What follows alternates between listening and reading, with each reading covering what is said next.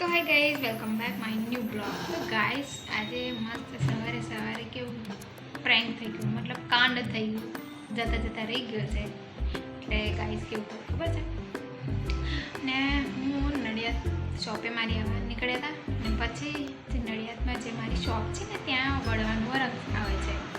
તો ત્યાંથી હું એક્ટિવા લઈને પડી. તો ત્યાં આગળ બે ભેંસો આવી. તો ગાઈઝ ભેંસો આવીને તો એમાં જગ્યા કેવી ખબર છે, એક એક્ટિવા નીકળી જાય એટલી જગ્યા હતી. 3 ભેંસો હતી, એક પેલી સાઈડે, એક વચ્ચે અને એક આ સાઈડે, એમ કંઈ 3 હતી.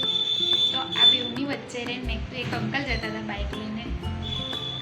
અને બીજું કે મને લાગ્યું કે અંકલ નીકળી જાય પછી હું એક્ટિવા મારું નીકળું, એટલે હું પછી નીકળું. તો અંકલ મેં કીધું નહીં નીકળે, ચાલો હું નીકળી જઉં. તો ગાઈઝ હું નીકળી તો અંકલ બી નીકળ્યા, પણ તો મારું એક્ટિવા એમને અડી ગયું. તો ગાઈઝ આજે મારું રામ નામ સત્ય થઈ જાય, પણ બચી ગયા. અને અંકલ કહે છે, બેટા આવડે છે તને? કે છે મને એવું કીધું. તો મેં કીધું અંકલ સોરી, મેં કીધું આવડે છે પણ મારો વાંક છે એટલે મેં સોરી બોલી દીધું. ને પછી કેમ કે મને શી ખબર 2 દિવસથી આમ મગજ મારું કેવું માઇન્ડ કામ ના કરતું હોય ને એવું થાય છે. ને આ પ્રોબ્લેમ ફર્સ્ટ ટાઈમ થયો છે મારી જોડે. એટલે હવે વાંક આપણો તો એટલે માફી તો માગવી જ પડે ને, માગવી પડે.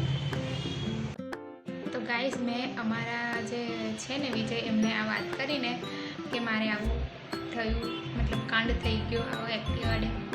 તો મારા વિજય છે ને, વિજયથી એમને શું કીધું ખબર છે, એક્ટિવા આજે અડતી નહીં, હવે પછી અડતી નહીં, અને મહેરબાની કરીને ક્યાંય જતી નહીં. બોલો, અમારા ઘરનાના મારી પર વિશ્વાસ જ નહીં, સેજ બી નહીં. તો હવે શું કરવું જોઈએ? તો વાંક મારો હતો, પણ થાય, બધાની જોડે પ્રોબ્લેમ થાય, એનો મતલબ એવું થોડું કે ના ભાઈ આવું બોલો. ત્યાં તો લઈને જવાનું.